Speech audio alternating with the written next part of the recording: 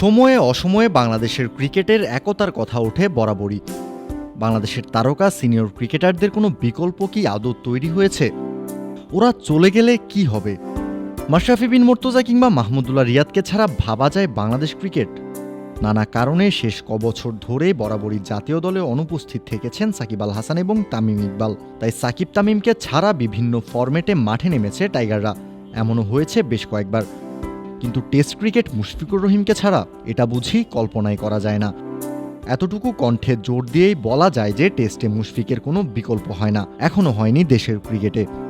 শনিবার রাওয়ালপিন্ডিতে পাকিস্তানের বিপক্ষে প্রথম টেস্টে সেঞ্চুরি করে আবার নতুন করে নিজের প্রয়োজনীয়তা অনুভব করিয়েছেন মুশফিক। একই সাথে রেকর্ডের বইয়ের বেশ কিছু পাতায় ওলটপালট করেছেন মুশি। পিন্ডির সেঞ্চুরিটা দেশের বাইরে মুশফিকের পঞ্চম সেঞ্চুরি। কোনো বাংলাদেশির দেশের বাইরে টেস্টে এটাই সর্বোচ্চ সেঞ্চুরির সংখ্যা। তামিমের 4 সেঞ্চুরির রেকর্ড টপকেছেন মুশফিক। এছাড়াও এদিন মুশফিক করেছেন টেস্ট ক্যারিয়ারের 11তম সেঞ্চুরি।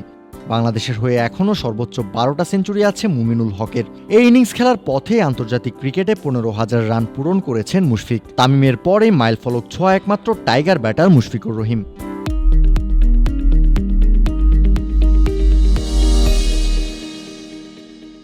শনিবার শুধু 100 রানই করেননি মুশফিক, ইনিংসকে বড় করেছেন, জাগিয়েছেন 200 করার আশাও। শেষ পর্যন্ত 191 রানে আউট হয়ে নিজের ক্যারিয়ারের চতুর্থ ডাবল 100 পাওয়া হয়নি মুশির।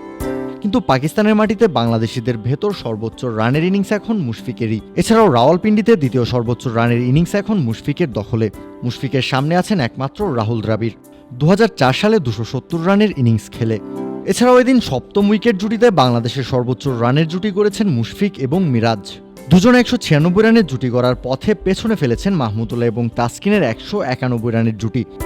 সব মিলিয়ে মুশফিকের উপর ভর করে বাংলাদেশ লিড নিয়েছে পিন্ডিতে, দেখছে জয়ের স্বপ্ন, এ কথা বলা যায়। 89টা টেস্ট খেলে বাংলাদেশের ভেতর সবচেয়ে বেশি সাদা পোশাকের ম্যাচ খেলার রেকর্ডের মালিক মুশফিক।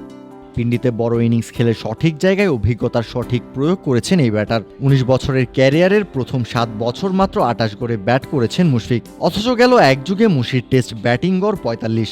অর্থাৎ এটা প্রমাণিত সত্য যে দিনের পর দিন অক্লান্ত পরিশ্রম করে নিজেকে এই পর্যায়ে এনেছেন তিনি। এ কারণেই স্বাভাবিকভাবে মুশফিকের বিকল্প চাইলেই পাওয়া মুশকিল। তবে মুশফিককে আইডল মেনে মুশফিকের দেখানো পথে কেউ চললে তিনিও হতে পারেন সফল। প্রশ্ন হলো, মুশফিকের মতো এতটা পরিশ্রম করে এতটা কঠিন পথ পাড়ি দেওয়ার মানসিকতার কেউ কি আছেন আশেপাশে? কাউসার শান্ত, ক্রিক ফ্রেঞ্জি।